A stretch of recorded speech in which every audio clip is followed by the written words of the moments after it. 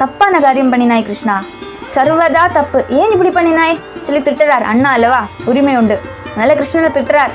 ஸ்மஸ்ரு கேஷானாம் வபனம், அவனோட தாடி மீசை தலைமுடியெல்லாம் வடிச்சு வச்சிருக்கியே, இப்படியா பண்ணுவா சொல்லி திட்டுறார் பலராம சுவாமி. வைரூப்யம் வதஹ, நீ அவனை கொன்ன மாதிரி ஆயிடுதே கிருஷ்ணா, இப்படி கொல்லப்பாடுமா சுகிருத்துக்களை? அவள் வள்ளம் பண்ணின கர்மத்தால் தான் இதெல்லாம் வருது. இப்போ ருக்மி ஏதோ தப்பான கர்மா பண்ணியிருப்பான், அதனோட பலம் இப்போது கிருஷ்ணன் ஒரு நிமித்தம் மட்டும் அதை இப்போ அனுபவிச்சுட்டு இருக்கான் சொல்லி கிருஷ்ணனுக்கு சப்போர்ட் பலராம சுவாமி. என்னதான் தம்பி தப்பு தண்டா பண்ணினாலும் அண்ணா சப்போர்ட்டுக்கு வந்து விடுவார் இல்லையா? அதுதான், என்னோட தம்பி உன்னோட அண்ணாவை இப்படி பண்ணினதுனால நீ சங்கடப்படக்கூடாது, அவன் யுத்தத்துக்குன்னு வந்தான், யுத்தத்தோட தர்மம் அனுசரித்து தான் கண்ணபிரான் இப்படி பண்ணியிருக்கான். ஞானோபதேசத்துலேருந்து என்ன புரிஞ்சுக்கணும், நான் நீ உன்னோட என்னோட சொல்கிற அந்த பாவங்களை விட்டு விடணும், அகந்தை மமதியை தியஜிச்சு விடணும். அதை தியஜிச்சுன்னா உனக்கு சோகம் இல்லாக்கி ஆகும்.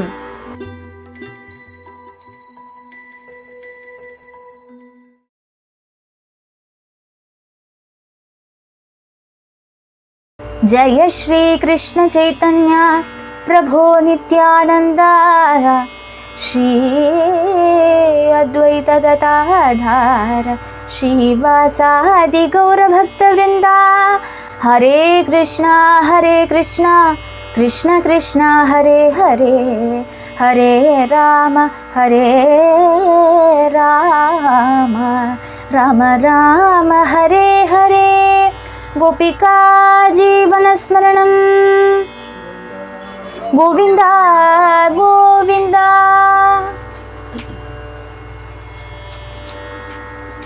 என்ன சந்தர்ப்பம் சொல்லி பார்க்கறத, ருக்மிணி தேவியோட அண்ணா பகவான் வந்து ருக்மிணி தேவியை அபகரிச்சுட்டு வந்தது சகிக்க முடியலை ருக்மிக்கு. அதனாலேயே எல்லா ராஜாக்கன்மாரோட மத்தியில் ஒரு மகா பிரதிஜை எடுக்கிறான், கிருஷ்ணனை வதம் பண்ணி ருக்மிணியை திரும்பி கூட்டின்னு வரப்போகிறேன் அப்படி சொல்லிண்டு தன்னோட சாரதியை ரதம் கலப்பும்படியாக சொல்லி கிருஷ்ணன் எந்த திசைக்கு நோக்கி போயின்னு இருக்கானோ அந்த திசையில் போ, கிருஷ்ணனை துரத்தின்றே போக சொல்லி ஆக்ஞாபிக்கிறான் சாரதி கிட்டக்க. கவச்சத்தை அணிஞ்சுண்டு அம்பும் வில்லும் எல்லாம் எடுத்துட்டு ஆயுதங்கள் எல்லாம் எடுத்துட்டு சஜ்ஜமாக ருக்மி அப்படி விறுவிறுன்னு போகிற வழியில் பகவானை பார்க்குறான். ஒரு அக்ஷௌஹிணி சேனையும் எடுத்துகிட்டு வந்திருக்கான். பகவான் அங்கே போகிறத பார்த்ததுமே அவனுக்கு ரொம்ப கோபம் வந்து கொடுத்து கிருஷ்ணனை வேண்டாததெல்லாம் கூப்பிட்டுண்டே போகிறான். பகவானுக்கு மேலே பானப்பிரயோகமும் பண்ணினான். பகவான் நினச்சிண்டான் இவன் ஒரு பாடம் படிப்பிக்கணும், இவ்வளோ அகங்காரம் கூடாது. அதனாலேயே ஆச்சரியகரமாக யுத்தம் பண்ணுறான். கிருஷ்ணனுக்கு இதெல்லாம் களி, தன்னோட சாரங்கத்தை உயர்த்தி அவனோட கொடியை அரைத்தான், சாரதி மேலே அம்பு விட்டான், குதிரை மேலே அம்பு விட்டான். அவன் எடுக்க ஒரு ஆயுதங்களையும் அம்பு விட்டு தாழ தள்ளி போடுறான் பகவான். அதுக்கப்புறம் ருக்மி கையில் ஆயுதங்களே இல்லை, ஒரே ஒரு கத்தி இருந்தது, ஒரு கட்கம் இருந்தது. அந்த கட்கத்தை எடுத்துட்டு கட்கபாணியாக கிருஷ்ணனுக்கு நேராக அட்டாக் பண்ணுறதுக்கு ஓடுறான். அந்த சமயமாக பகவானுக்கு கோபம் வந்து கொடுத்து இவன் போக விடுறதில்லை, இப்படி ஒரு ஜாட்டியம் பாடில்லையே, இவனை வதம் பண்ணி விடலான்னு சொல்லிட்டு ஒரேலேருந்து தன்னோட வாழை எடுத்து ஓங்க ருக்மிணி பிராட்டி பார்த்து பயந்துக்கிறா. என்னதான் உண்டுனாலும் சகோதரன் அல்லவா, அதனால பகவானோட பாதத்தில் விழுந்து விட்டா. என்னோட சகோதரனை ஒன்றும் பண்ணக்கூடாது, கிருபை கூர்ந்து அவரை விட்டு விடணும் சொல்லி பகவான் கிட்டக்க ருக்மிணி தேவி அழ. ருக்மிணி தேவியோட அந்த தற்கால ஸ்திதியை பார்த்ததுமே பகவானுக்கு கருணை தோணி கொடுத்து ருக்மியை ஒன்றுமே பண்ணலை. ஆனால் அவன் பண்ணினதான அந்த தப்புக்கு, அந்த மரியாதை குறைவுக்கு என்ன பண்ணினான், அவனை விரூபனா பண்ணினான் பகவான். அவனோட தலையில் இருக்கிற முடியெல்லாம் எடுத்து வடித்தான், மீசெல்லாம் வடித்து விட்டான். அப்படியே அவனை கேலி பண்ணி அவனை கெட்டி போட்டுருந்த அந்த வஸ்திரத்தாலேயே கெட்டி போட்டு அங்கே மண்டியிட்டு படுக்கும்படியே அங்கே தாழ போட்டிருந்தான் ருக்மியை. அந்த சமயமாக அந்த ராஜாக்கன்மாரையெல்லாம் தோல் பிச்சுட்டு யாதவ சைன்யம் திரும்பி வருது. முக்கியமாக பலராமன் வரார். பலராமன் அங்கேருந்து வந்து பார்க்கறது, இது ஆறு கிடக்கிறா இங்கே, ஆறுனே புரியலை முதல்ல பார்த்தப்போ. பின்ன உத்து பார்த்தா, அடே இது ருக்மி அல்லவா, ருக்மிணியோட அண்ணா அல்லவா, ஏண்டா கிருஷ்ணா இப்படி பண்ணி வச்சிருக்காய் சொல்லி கேட்குறார் பலராம சுவாமி.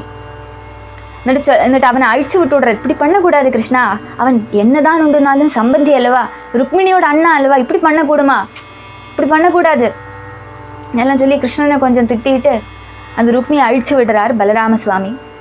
എന്നിട്ട് என்ன சொல்கிறார், கிருஷ்ணன் கிட்டக்க சொல்கிறார், என்ன சொல்கிறாருன்னுள்ளது இன்றைக்கி ஆரம்பிக்க போகிறோம் 37ஆம் ஸ்லோகத்துலேருந்து. அசாத்விதம் त्वया कृष्ण कृतमस्मज्जुगुप्सितं वपनं श्मश्रुकेशानां वैरूप्यं सुहृदो वथः असात्विदं त्वया कृष्ण कृष्ण हे कृष्ण त्वया साधु इदं உன்னால அசாது சரியே அல்லாததான தப்பான காரியம் பண்ணினாய் கிருஷ்ணா, சர்வதா தப்பு, ஏன் இப்படி பண்ணினாய் சொல்லி திட்டுறார். அண்ணா அல்லவா, உரிமை உண்டு, அதனால கிருஷ்ணனை திட்டுறார். அஸ்மஜுகுப்சிதம், நமக்கு இது உச்சிதம் அல்ல கிருஷ்ணா. கல்யாணம் பண்ணிட்டு பொண்ணை அழைச்சிட்டு வர சமயத்தில் இப்படியெல்லாம் பண்ணுவாளா கிருஷ்ணா, ரொம்ப தப்பு பண்ணிவிட்டாய். இவன் ஆறு சுஹிருதஹ, நம்மளோட சுஹிருத் அல்லவா ருக்மி, உன்னோட பாரியாக போகிற ருக்மிணியோட அண்ணா அல்லவா, இப்படி பண்ணக்கூடுமா கிருஷ்ணா, தப்பு பண்ணி விட்டாய். அவனை என்ன பண்ணினாய், ஸ்மஸ்ரு கேஷானாம் வபனம், அவனோட தாடி மீசை தலைமுடியெல்லாம் வடிச்சு வச்சிருக்கியே, இப்படியா பண்ணுவா சொல்லி திட்டுறாரு பலராம சுவாமி. வைரூப்யம் வதஹ, நீ அவனை கொன்ன மாதிரி ஆகிவிடுதே கிருஷ்ணா, இப்படி கொல்லப்பாடுமா சுகிருத்துக்களை, கொந்துட்டு இல்லை அங்கே இருந்துட்டு இருக்கான் ருக்மி. ஆனால் தலைமுடி மீசையெல்லாம் க்ஷத்ரியாளோடு வடிச்சு விட்டுன்னா அவளுக்கு பருத்த அவமானம், அந்த அவமானம் ஹத்தியக்கு துல்லியமாக்கும், அவளை கொன்னத்துக்கு துல்லியமாக்கும். இப்படி கொன்னுட்டிய ருக்மியை சொல்லி பலராம சுவாமி கிருஷ்ணனை திட்டுறார். அப்போ கிருஷ்ணன் அந்தண்டை பார்க்குறான், அண்ணா கிட்டே திட்டு வாங்கிட்டு அண்ணாவை பார்க்க தைரியம் இல்லையா. அப்படியே பார்த்துட்டு இருக்கிறத பலராம சுவாமியோடு கண்கள் அப்படியே ருக்மிணியை பார்க்குறார். அவர் அப்படியே திரும்பி கிருஷ்ணனை கொஞ்சம் திட்டிட்டு இந்த பக்கம் பார்க்குறத ருக்மிணி தேவி அழுதுன்னு இருக்கா. அழுதுன்னு இருக்கிற ருக்மிணியை பார்த்து சாந்த்வனிப்பிக்கிறார் பலராம சுவாமி. மை வாஸ்மான் சாத்வசூயேதா भ्रातुर्वैरूप्य चिन्तया सुख दुःखदो न चान्योस्ति यतस्वकृत भुक्पुमान् मैवास्मान् साध्व्यसूयेधा साध्वी हे साधुशीले हे सुशीले हे पतिव्रते சொல்லி ருக்மிணி தேவியை அண்ணான பலராமன் கூப்பிடுறார். பிராத்ருஹு வைரூப்ய சிந்தையா, உன்னோட அண்ணா அந்த ருக்மியை இப்படி விரூபனா பண்ணினான் கண்ணன் சொல்லி உனக்கு சங்கடம் இருக்கோ, நீ அப்படி எங்கள் மேலே தோஷ புத்தியோடு எங்களை பார்க்கக்கூடாது, தோஷம் ஆரோபிக்கக்கூடாது எங்கள் மேலே. எல்லாருக்குமே அவாவா பண்ணினதான கர்மத்துக்கு அனுசரித்து தான் அவளுக்கு சுகம் துக்கம் எல்லாம் வந்து சேருறது. அவளும் பண்ணின கர்மத்தால் தான் இதெல்லாம் வருது. இப்போ ருக்மி ஏதோ தப்பான கர்மா பண்ணியிருப்பான், அதனோட பலம் இப்போது கிருஷ்ணன் ஒரு நிமித்தம் மட்டும் அதை இப்போ அனுபவிச்சுட்டு இருக்கான் சொல்லி கிருஷ்ணனுக்கு சப்போர்ட் பலராம சுவாமி. என்னதான் தம்பி தப்பு தண்டா பண்ணினாலும் அண்ணா சப்போர்ட்டுக்கு வந்து விடுவார் இல்லையா, அதுதான். அப்போ சப்போர்ட் பண்ணி பேசுகிறார் பலராம சுவாமி. அதனால தப்பாக ஒன்றும் நினச்சிக்காதே ருக்மிணி, ஒருத்தர் பண்ணக்கூடியதான புண்ணிய பாபத்துக்கு பலமாகத்தான் அவாக்கு என்ன சுகபோகங்களோ துக்கங்களோ வந்து சேருறது, அதுக்கு ஓரோன்னு நிமித்தமாகிறது. அதனால கிருஷ்ணன் இப்படி பண்ணிவிட்டானே சொல்லி உன்னோட மனசில் துக்கம் ஒன்றும் வரக்கூடாது ருக்மிணி, அழாதே சொல்லி பலராம சுவாமி சொல்கிறார். பந்துர்வதார்ஹ தோஷோபி ந பந்தோர்வதமர்ஹதி தியாஜ்ய ஸ்வேனைவ தோஷேண ஹத கிம் ஹன்யதே புனஹ பந்துர்வதார்ஹ தோஷோபி வதார்ஹ தோஷஹ அபி, வதத்துக்கு உச்சிதமான தோஷம் பண்ணினாலும் பந்துவை அணிக்கக்கூடாது. இப்போ நம்மளை கொல்ல வரான் ஒரு பந்து, ஆனால் அந்த பந்துவாக இருக்கிறனால அவன் கொல்ல வந்தாலும் அவனை கொன்னுவிடக்கூடாது. திரும்பி அவன் வதத்துக்கு அர்ஹனாக இருந்தாலும் அவனை வதம் பண்ணக்கூடாது சொல்லி பலராம சுவாமி சொல்கிறார். அதுக்கு பதிலாக என்ன பண்ணணும், அவனை உபேட்சிச்சு விடணும். இனிமேல் நானும் நீயும் உனக்கும் எனக்கும் பந்தம் இல்லை சொல்லி அங்கே டிவோர்ஸ் பண்ணி விடுறது, உபேட்சிச்சு விடணும் அவளை. அதுதான் அவளுக்கு தகுந்ததான சிக்ஷை. அல்லாக்கி அவளை கொல்லக்கூடாது சொல்லி பலராம சுவாமி சொல்கிறார். காரணம் என்னன்னா, அவன் பண்ணின தோஷ பிரவருத்திக்கு அவனுக்கே வந்து சேரும் அந்த பலம். நம்ம ஆறு பலம் கொடுக்கறதுக்கு, நம்ம ஆறு அந்த அவனுக்கு தண்டனை கொடுக்கறதுக்கு, அவன் பண்ணின கர்மத்துக்கு அனுசரிச்சதான பலம் சர்வேஸ்வரன் அவனுக்கு கொடுத்து விடுவான். அவனுக்கு துஷ்கீர்த்தி ரூபமான பலம் வந்துக்கும். அதுக்கப்புறம் மரணமும் வரும். மரணத்துக்கு அப்புறம் இவன் பண்ணின பாபத்தை பார்த்துருக்காளே எல்லா சாட்சிகளும், அதுக்கு அனுசரிச்சதான தண்டனை அவன் நரகத்தில் போய் அனுபவிப்பான். அந்த நரக போகமெல்லாம் அனுபவிப்பான். அதனால அவனுக்கு தண்டனை நம்ம கொடுக்கண்ட அவசியம் இல்லை அதனால சங்கடப்படாதே ருக்மிணி சொல்லி பலராம சுவாமி சொல்லுறார். க்ஷத்ரியாணாமயம் தர்ம பிரஜாபதி விநிர்மிதः भ्रात्रापि भ्रातरं हन्यात् येन घोरतरस्ततः क्षत्रियाणामयं धर्मः येन भ्राता भ्रातरम् अपि हन्यात्. பின்னியும் ருக்மிணியை சமாதானிப்பிக்கிறார் பலராமசுவாமி. ஹே சதி, ஹே பதிவிரதே, க்ஷத்ரியன்மாருக்கு பிரம்ம கல்பிதமான தர்மம் ரொம்ப கோரமானது. பிரம்மதேவன் ஒருத்தருக்கும் ஒரு தர்மம் நிச்சயிச்சிருக்கார். க்ஷத்ரிய ஜாதியில் பிறந்தவாளுக்கு ஒரு தர்மம் இருக்குது. அது பயங்கரமான தர்மமாக்கும், கோரமான தர்மமாக்கும். யுத்தம் பண்ணுறது தான் தர்மம். தர்மத்துக்காக யுத்தம் பண்ணுறதுக்கு நமக்கு தான் ரைட்ஸ் இருக்குது. அந்த யுத்தம் சொல்லி ஆரம்பிச்சு கொடுத்தோன்னா முன்னாடி யார் நிற்கிறா, பந்து நிற்கிறானா, சஹஜன் நிற்கிறானா, ஃப்ரெண்டு நிற்கிறானா, அதொன்னும் பார்க்கக்கூடாது. அப்படி பார்க்கண்ட அவசியமே இல்லை. தர்ம யுத்தத்துக்குன்னு நம்ம என்ன சொல்லுவா முயற்சி பண்ணுறோம்னா முன்னாடி யார் நிற்கிறா சொல்லி பார்க்கக்கூடாது. அதனால அந்த யுத்தத்தில் தமிழை ஹனிக்கேண்டி வரும். பந்துக்களே ஹனிக்கேண்டி வரும். ஃப்ரெண்ட்ஸே ஹனிக்கேண்டி வரும். யுத்தத்தில் ரொம்ப கோரமான ஒரு தர்மமாக்கும் இது க்ஷத்ரிய தர்மம்னது. அதனால என்னோட தம்பி உன்னோட அண்ணாவை இப்படி பண்ணினதுனால நீ சங்கடப்படக்கூடாது. அவன் யுத்தத்துக்குன்னு வந்தான். யுத்தத்தோட தர்மம் அனுசரித்து தான் கண்ணபிரான் இப்படி பண்ணியிருக்கான். நிஜமாவே அவனை வதம் பண்ணியிருக்கலாம். ஆனால் இதோடு விட்டு விட்டானே கிருஷ்ணன். அதை ஆலோசித்து சந்தோஷப்பட்டுக்கோ ஹே ருக்மிணி.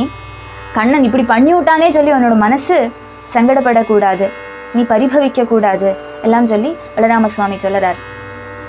ராஜ்யஸ்ய பூமிர்வித்தஸ்ய ஸ்திரியோ மானஸ்ய தேஜசः மானினோன்யஸ்ய வாஹேதோ ஸ்ரீமதாந்தா க்ஷிபந்திः. ராஜ்யஸ்ய பூமிர்வித்தஸ்ய ஸ்ரீமதாந்தாः ஸ்ரீமதத்தால விவேகம் நசிச்சவாளான மானினஹ மானிகள் ராஜ்யஸ்ய ராஜ்யத்தோட பூமேஹே வித்தஸ்ய பூமியோடோ இல்லைன்னா தனத்தோடோ ஸ்திரியஹ மானஸ்ய ஸ்திரீயோடோ இல்லைன்னா மானம் லோக சம்மானமான சமான ரூபமான மானத்தோடோ தேஜசஹ அல்லைன்னா தேஜஸோடோ அந்நிய ஹேதோவா இல்லை அந்நியமான ஏதோ ஒரு காரணத்தாலேயோ வசன்வதன்மாரா ஆயிட்டு க்ஷிபந்திஹி ஆக்ஷேபிக்கப்படுறா. நிச்சயம் ஸ்ரீமதம் வந்துவிட்டா என்ன சம்பவிக்கிறது? இதில் எல்லாம் ரொம்ப ஆசக்தி வந்துவிடுறது.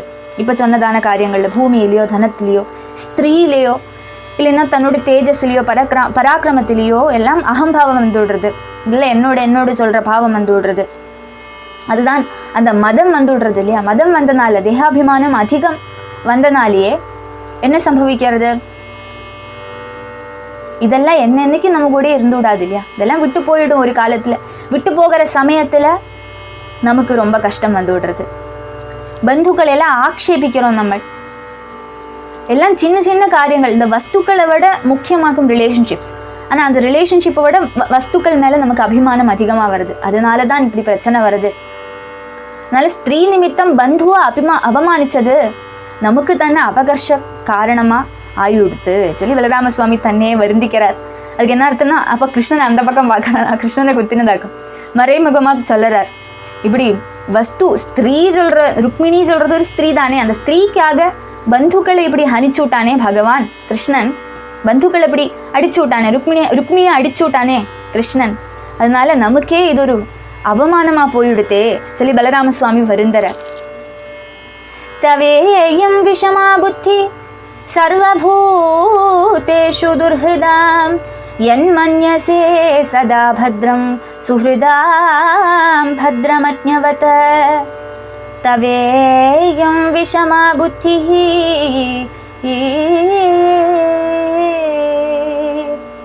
ருக்மிணி தன்னோட சகோதரி ஆயாச்சு, இப்போ கிருஷ்ணனோட பாரிய ஆயாச்சு இல்லையா? அதனால சகோதரிக்கு உபதேசம் பண்ணுறார் பலராமசுவாமி. பலராமனை பொறுத்தவரையும் தங்கை ஆயாச்சு ருக்மிணி. அதனால அண்ணா சொல்கிற தோரணையில் உபதேசம் பண்ணுறார். இன்னமும் இந்த விஷமமான புத்தியை வச்சுட்டு இருக்காதே ருக்மிணி, இது உனக்கு உச்சிதமானதல்ல, நீ கண்ணனை கல்யாணம் பண்ணிக்க போகிறவள் அல்லவோ, கண்ணனுக்கு ஏற்றவள் அல்லவோ, இப்படி ரொம்ப சுலபமான சுபாவம் உனக்கு இருக்கக்கூடாது, நீ ரொம்ப பாவமாக இருக்கே, நிஷ்கலங்கமாக இருக்கே, இப்படி இருக்கக்கூடாது, உன்னோட மனசை வேகம் சலிச்சு விடுறதே, தைரியமாக இருக்கணும். அதனால அப்படி உபதேசம் பண்ணறார். உன்னோட இந்த விஷமமான புத்தியை நீ தியஜிச்சே ஆகணும். ஹே ருக்மிணி, ருக்மி உன்னோட சகோதரனா இருந்தாலும் அவன் சர்வபூத துரோகியா இருக்கானே, அதை நீ பார்க்கறது இல்லையா? துஷ்டன் அல்லவா அவன்? துஷ்டனா இருக்கிற அவன் எவ்வளோ துஷ்டத்தனம் பண்ணினாலும் என்னோட அண்ணா சொல்லிட்டு அதொன்னும் பார்க்காக்கி இருக்கக்கூடாது. துஷ்டத்தனம் பண்ணினா அதை தட்டி கேட்கத்தான் வேணும். தட்டி கேட்குறவாளை தான் நம்ம சப்போர்ட் பண்ணணும். துஷ்டத்தனம் பண்ணுறது, தப்பு பண்ணுறது நம்மளோட பந்துவாக இருந்தாலும் அவளை சப்போர்ட் பண்ணக்கூடாது சொல்லி பலராம சுவாமி சொல்கிறார். உன்னோட சகோதரனாக்கும் சொல்கிற ஏக காரணத்தால் அவனுக்கு பத்ரம் நீ காமிச்சிக்கிறையோ, அவனுக்கு நல்லது வரணும்னு சொல்லி நீ நினைக்கிறையோ, அது உன்னோட அறிவில்லாய்மை அல்லவா, உன்னோட புத்தி இல்லாய்மை அல்லவா ஹே ருக்மிணி? அப்படி நினைக்கக்கூடாது. பூத துரோகம் ஆறார் பண்ணுறாளோ அவளெல்லாம் சாசிக்கணும் சொல்லி பலராம சுவாமி சொல்கிறார். அதனால கிருஷ்ணன் ஒரு விதத்தில் இந்த ருக்மியோட இந்த அகங்காரத்தை அடக்கினது நல்லது தான். அந்த ஒரு கோணில் பார்க்கறது அது நல்லது தான் சொல்லி எனக்கு தோணுறதே சொல்லி பலராம சுவாமி சொல்கிறார். அதனால என்னோட சகோதரன் பண்ணினது ஒரு விதத்தில் கரெக்டு தான், நல்லது தான் பண்ணியிருக்கா. உன்னோட ஆசக்தியால் தான் உன்னோட சகோதர ஸ்நேகம் சொல்கிற அந்த ஒரு பக்ஷபாதம், சகோதர ஸ்நேகம் இருக்கிறனால பக்ஷபாதம் பண்ணாதே சொல்லி ருக்மிணி தேவி கிட்ட பலராம சுவாமி சொல்லுறார். ஆத்மமோஹோ நிருணாமேஷ கல்பியதே தேவமாயயா சுஹிதுர்ஹுதாசீன இதி தேஹாத்மமானினா. ஆத்மமோஹோ நிருணாமேஷ கல்பியதே தேவமாயயா தேஹாத்மமானினாம். தேகத்தை ஆத்மா சொல்லி மானிக்க கூடினவாளுக்கு சுஹித்துக்கள் சத்ருக்கள் சொல்கிற பேதங்கள் எல்லாம் வந்துடுறது. தேகத்தை ஆத்மா சொல்லி பாவிக்கிறா. அப்படி பாவிக்கிற சமயத்தில் தான் சத்ரு மித்திரம் சொல்கிற அந்த பந்தங்கள் எல்லாம் வந்து விடுறது. பந்து சத்ரு உதாசீனன்னு சொல்கிற பாவபேதங்கள் எல்லாம் ஏன் வருது? தேகத்தை பார்க்குறனால தான். தேகத்துக்குள்ளே வசிச்சுட்டு இருக்கிற ஆத்மாவை பார்த்துன்னா ஆரிட்டையும் ஸ்னேகம் ஆரிட்டையும் துவேஷம் ஒன்றுமே வராது, சமமாக இருக்க தோணும். அதனால் ஜீவஜாலங்களுக்கு அப்படி தோணுறதே என்னனால தோணுறது? மாயையால் தோணுறது. பகவானோட மாயையாக்கும் நம்மளை ஆட்டி படைக்கிறது. சர்வாத்மாவாக இருக்கிற ஸ்ரீகிருஷ்ணனில் நிச்சல பிரேமம் உள்ளவாளுக்கு பந்து சத்ரு உதாசீன பாவங்கள் ஒன்றும் வரக்கூடாது, எல்லாத்தையும் சமமாக பார்க்கணும் சொல்லி ருக்மிணி கிட்டக்கு உபதேசம் பண்ணறார். ஏக ஏவ பரோஹ்யாத்மா சர்வேஷாமபி தேஹினா நானேவ கிருஹ்யதே மூఢைர் யதா ஜோதிர்யதா நபஹ. ஏக ஏவ பரோஹ்யாத்மா சர்வேஷாமபி தேஹினாம். சர்வேஷாமபி தேஹினாம், சகல தேகிகளோடும் பரஹ ஆத்மா, பரமாத்மாவு ஏகஹா ஏவஹி, ஒரே ஒரு பரமாத்மா தான் இருக்கார். அந்த பரமாத்மா எல்லா தேகத்துக்குள்ளேயும் வசிச்சுட்டு இருக்கார். அந்த பரமாத்மாவை எல்லாருக்குள்ளேயும் கண்டுனா இந்த ஒரு பேதபாவம் உனக்கு தோணாது. உபாதி பேதம் நிமித்தம் மூடாள் எல்லாம் என்ன பண்ணறா? அந்த பரமாத்மாவை அநேகமாக நினச்சிக்கிறா. சூரியன் சந்திரன் முதலான தேஜோபிம்பங்கள் ஏகமாக இருக்குது. ஒரு சூரியன் தான் இருக்குது, ஒரு சந்திரன் தான் இருக்குது. ஆனால் ஜலாசயத்தில் அந்த சூரியனோடு பிரதிபிம்பம் தட்டுற சமயத்தில் அநேகம் சூரியன் இருக்கிற மாதிரி தோணுறது. ஓரொரு ட்ராப்லெட்லேயும் ஓரொரு சூரியன் இருக்கிற மாதிரி தோணுறது. அதே மாதிரி சந்திரனும். ஆனால் வாஸ்தவத்தில் சூரியன் ஒன்று தான் இருக்குது. ஜலம் சொல்கிற உபாதியில் வச்சுட்டு சூரியன், அதை அந்த ஜலத்துலேருந்து சூரியனை பார்க்குற சமயத்தில் அநேகமாக தோணுறது. ஆனால் வாஸ்தவத்தில் ஒரு சூரியன் தானே இருக்குது. அதான் சொல்கிறார், பிரதிபிம்பங்கள் அநேகமாக இருந்தாலும் பிம்பம் ஒன்று தானே. எல்லா இடத்துலையும் வியாபிச்சிருக்கக்கூடியதான மகாகாசம் ஒன்றா இருந்தாலும் கடம் முதலான உபாதிகளால் அது வியாபிக்கப்பட்டுருக்கு. கடத்துக்குள்ளே ஒரு ஆகாசம் இருக்குது, அதை கடாகாசம் சொல்லுவா. இந்த கடாகாசமும் மகாகாசத்தோடு பார்த்து தான். அந்த மகாகாசம் தான் கடத்துக்குள்ளேயும் வியாபிச்சிருக்கு, அது தெரிஞ்சுக்கணும். அந்த தத்துவங்கள் எல்லாம் சொல்கிறார். அதே மாதிரி சர்வவியாபியான பரமாத்மாவோட உபாதி பேதத்தால் பலதான் நமக்கு தோணுறது. ஆனால் சூக்ஷ்மாலோசனையால் புத்தி சக்தியால் நமக்கு புரிஞ்சுக்க முடியும் அந்த பரமாத்மா ஒருத்தர் தான் சொல்லி.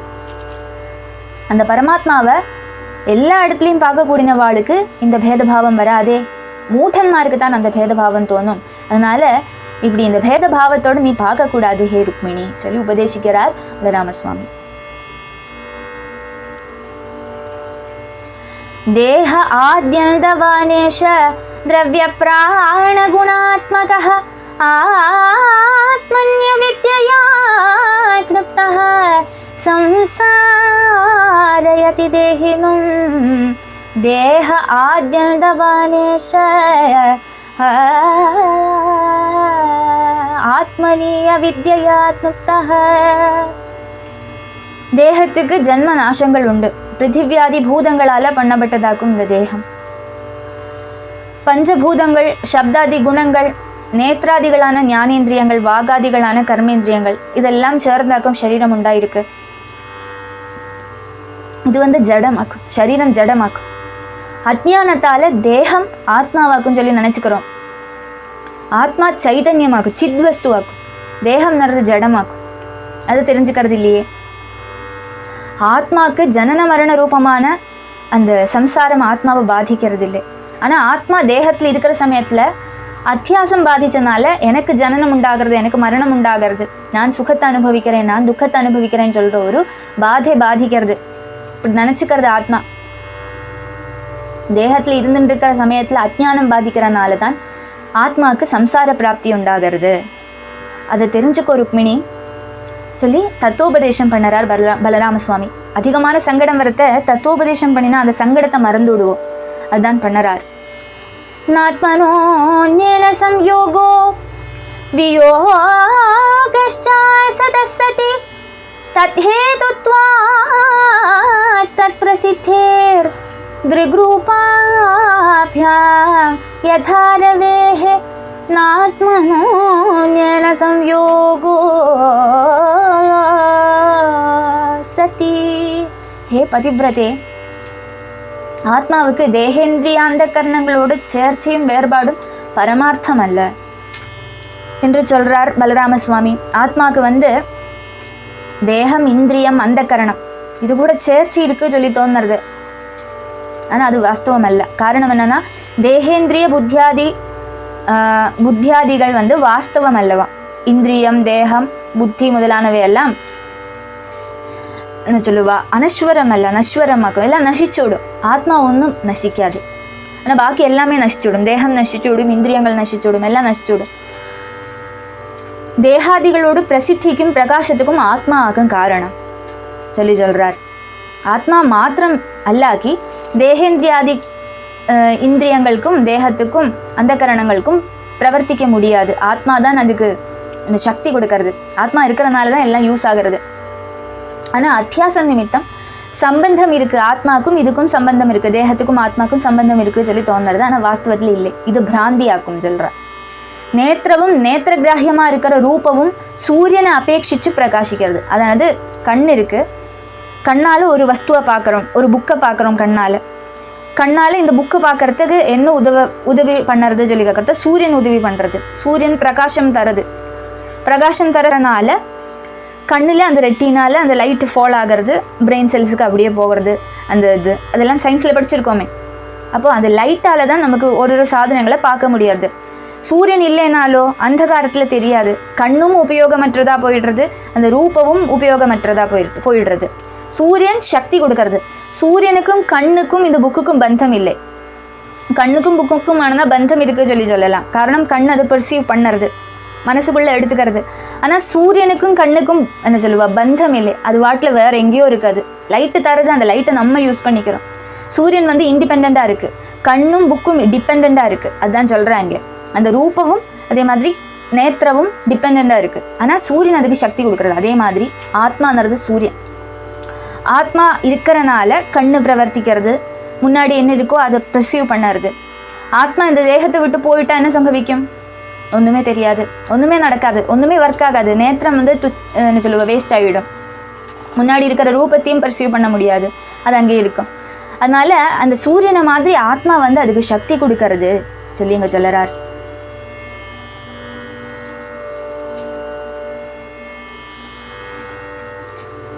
அப்போ இதெல்லாம் உபதேசிக்கிறார் ருக்மிணிக்கு. ருக்மிணியோட சங்கடத்தை ருக்மிணி தியஜிக்கணும்னு சொல்லி இந்த தத்துவோபதேசங்கள் எல்லாம் பண்ணுறார்.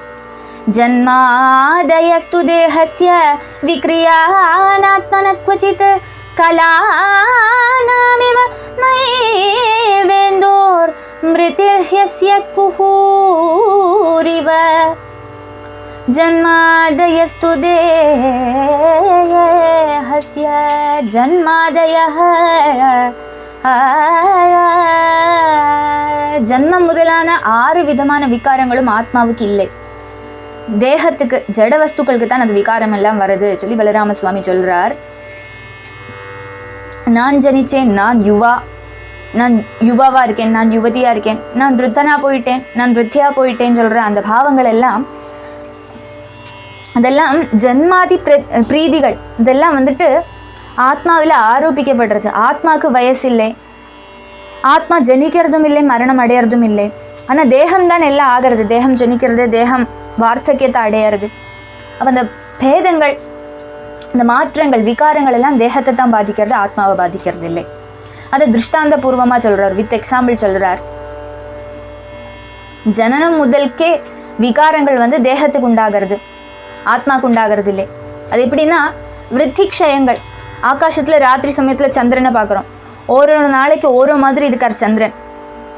பௌர்ணமி அன்னைக்கு பூர்ணமாக இருக்கார். அதுக்கப்புறம் 1ஆம் பிறை 2ஆம் பிறை எல்லாம் வர சமயத்தில் கொஞ்சம் கொஞ்சமாக குறைஞ்சு அம்மாவாசைக்கு சந்திரன் அவுட்டு.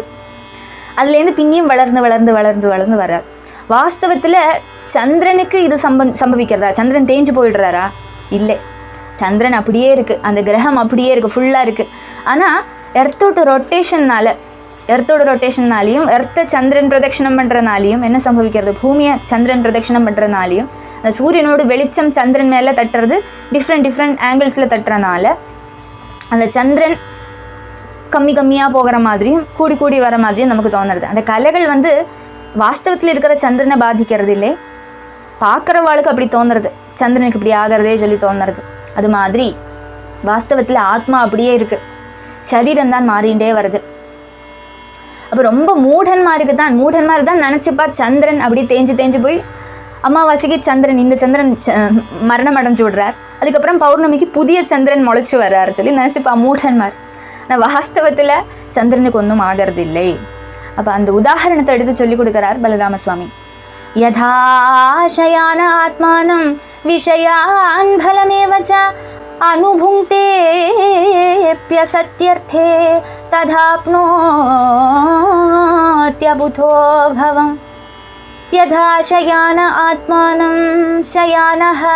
தூங்கின்னு இருக்கிற ஒருத்தன் அப்படியே தூங்கிட்டு இருக்கிற சமயத்தில்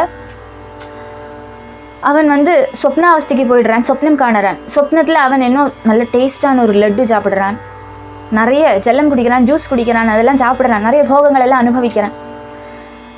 தூங்கிட்டு இருக்கிற சமயத்தில் அந்த சொப்னத்தில் இருக்கிற வரையும் இதெல்லாம் தான் அனுபவிக்கிறேன்னு சொல்லி அவன் நினச்சிக்கிறான். ஆனால் தூக்கம் முடிஞ்சு எழுந்திருக்கிற சமயத்தில் ஓ லட்டு சாப்பிட்டதெல்லாம் பொய்யா, எல்லாம் சொப்னத்தில் கண்டதாக்குமே, வாஸ்தவத்தில் நான் சாப்பிட்டுட்டு இல்லையே சொல்லி அவனுக்கு தெரியாது. அது மாதிரி இந்த சரீரத்தில் இருந்துட்டுருக்கிற சமயத்தில் ஆத்மா வந்து அனுபவிக்கக்கூடியதான சுகங்களோ போகங்களோ துக்கங்களோ எல்லாமே பொய்யாக்கும். எல்லாம் அந்த ஆத்மா அத்தியாசம் சொல்கிற அந்த திரைக்கு கீழே இருக்கிறனால, அஜ்ஞானத்துக்கு கீழே இருக்கிறனால இதெல்லாம் சத்தியமாக்கும் சொல்லி பாவிச்சுக்கிறது. வாஸ்தவத்தில் இது ஒன்றும் சத்தியம் அல்ல. அந்த அத்தியாசம், அந்த அஜ்ஞானம் நீங்கி ஞானம் எப்போ அந்த ஆத்மா பிராபிக்கிறதோ அந்த சமயத்தில் இதெல்லாம் ஒரு ஸ்வப்னம் மாத்திரமாக்குமே, ஐயே இப்படி நினச்சிட்டு இருந்துட்டு சொல்லி நினச்சிக்குமா. அதுதான் சொல்கிறேன் இங்கே. அப்போ அது ஒன்றும் வாஸ்தவம் அல்ல. ஜன்ம மரணாதி துக்கானுபாவம் எல்லாம் வந்து மித்தியாக்கும். அதெல்லாம் காரியமாக எடுத்துக்கக்கூடாது ருக்மிணி. அதனால இவ்வளோ சங்கடப்படக்கூடாது.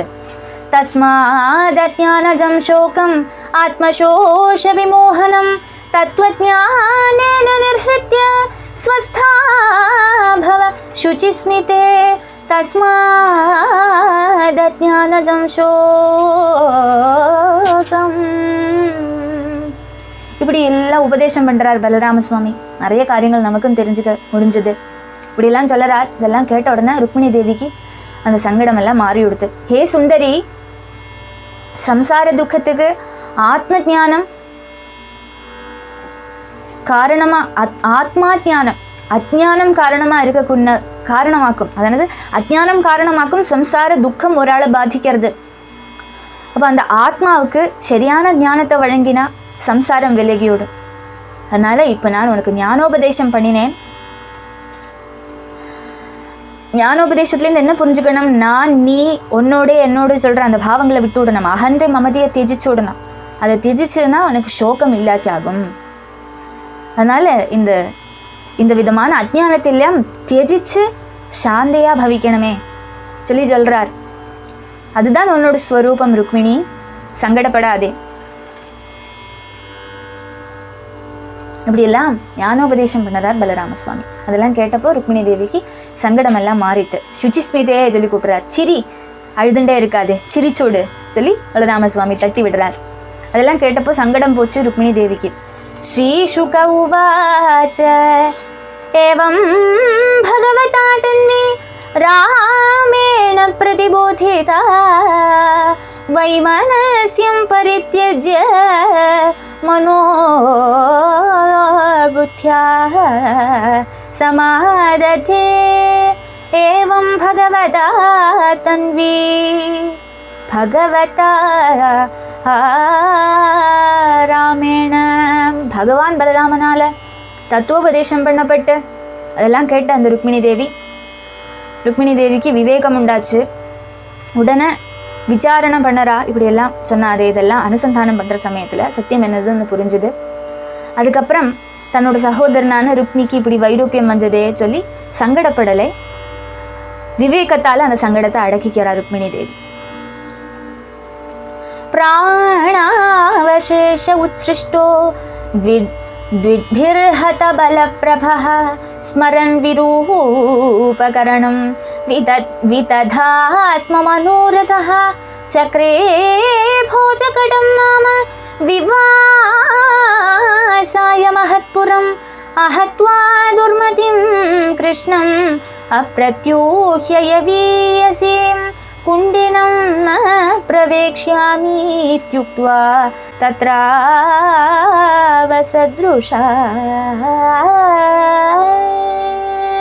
द्विभिः என்ன சம்பவிச்சது? இത്രയും தத்துவோபதேசம் பண்ணினாரே, ருக்மியும் இதெல்லாம் தான் கேட்டுட்டு இருந்தா. நாங்கள் உட்காந்துட்டு ருக்மிணி தேவிக்கு தலையில் ஏறின மாதிரி ருக்மிக்கு ஒன்றும் தலையில் ஏறலையா. இதெல்லாம் கேட்கறத அப்படியே கோபம் வரதான் ருக்மிக்கு. ஆனால் ஒன்றுமே பண்ண முடியாது, கட்டி போட்டிருக்கா. இப்படி ஆயுடுத்தே தன்னோட கதி.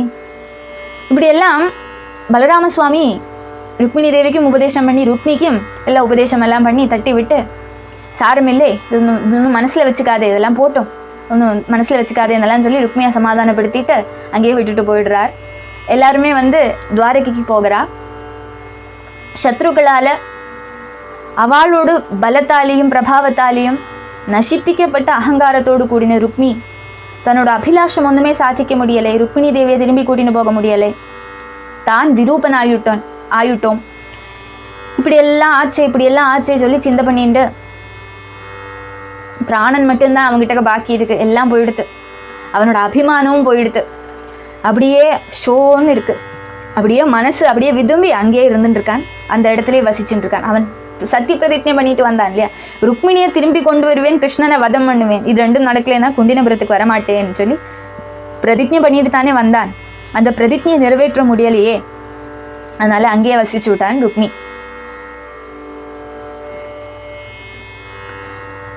அவன் வசிக்கிற அந்த இடத்தோட பேரை சொல்றா போஜகடம் சொல்ற ஒரு ஸ்தலமாம். அங்கேயே தங்கி விட்டான் ருக்மி.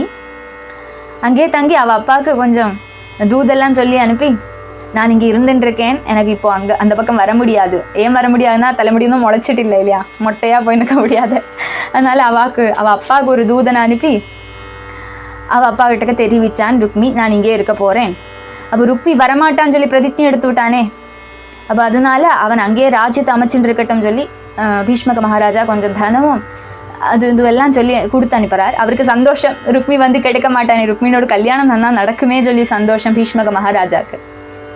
அப்படி அந்த ருக்மி அங்கேயே இருக்கிறான். அதுக்கப்புறம் என்ன சம்பவிச்சது? ருக்மிணி தேவியை பகவான் கல்யாணம் பண்ணிக்க போகிறான். நாளைக்கு ருக்மிணி கல்யாணம். எல்லாரும் வாங்கோ. ராதே கிருஷ்ணா. கோபிகா ஜீவன ஸ்மரணம் கோவிந்தா கோவிந்தா. ராதே கிருஷ்ணா.